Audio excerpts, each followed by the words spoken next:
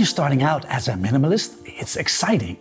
You're getting rid of a lot of stuff, your living space looks so much more spacious, you might even feel more peaceful and calm. But once that excitement wears off, it's easy to fall into the trap of slowly accumulating things again. So how do you make sure you remain on course? An easy hack to stay a minimalist is to ask yourself with each new item you want to introduce into your living space, does this add value to my life?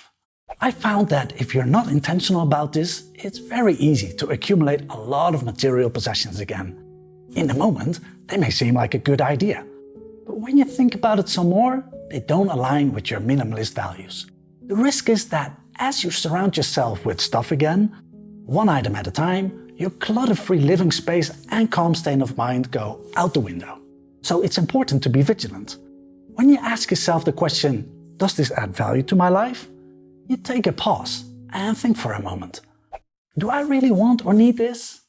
Will my life really improve with this item? Will it give me joy? Minimalism is not about owning as few items as possible. But as a minimalist, you want to be intentional about the things you surround yourself with, especially when introducing new things into your living space. I recently experienced this during a trip with my parents. My mom bought these flameless candles that you can turn on with a switch at the bottom, to create a cozy atmosphere at night as we were catching up with a glass of full-bodied red wine. That was great. But when we were packing our bags on the last day, my mom gave them to me, and I didn't really think about it. Fast forward to a few days later, back at home, and I had second thoughts. Now I had these 6 fake candles that I probably would not have bought myself. And I asked myself, do these really add value to my life? I already have a few real candles which, if I'm honest, I don't use much. So in the end, I decided to donate them to someone else. I wish I had paused for a moment when my mom offered these candles to me, so I could ponder the question if these candles would really add value to my life.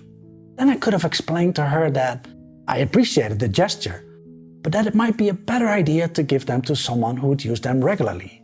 Asking if something adds value is not limited to physical items.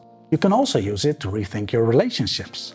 I found that in order to be a great friend to some, you can't spread yourself too thin by trying to be friends with everyone. Another thing you can question the value of is the information you take in on a daily basis. How often do you check the news and social media? Something I'm struggling with at the moment is that I've noticed I have this habit of constantly checking the news when I'm in the middle of something else. I don't know why I do it so often.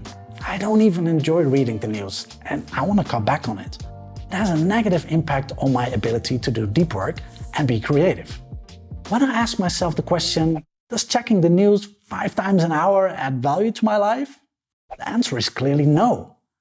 Digital minimalism is a topic for another video, but the first step is becoming aware that a cluttered mind prevents me from being the best version of myself.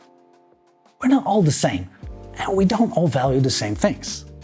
Some absolutely love the smell of toasted bread in the morning, whereas others get rid of the toaster because they want to stop eating bread. You get to be the judge of what you allow into your house, as well as your attentional space. I hope this quick tip was helpful. If you like to receive more tips about minimalism, I've started a newsletter that you can sign up for using the link in the description below. These are short emails to inspire you on your minimalist journey. Good luck, and I'm rooting for you. Yeah, how do you put these things on? Ah, there we go. That works.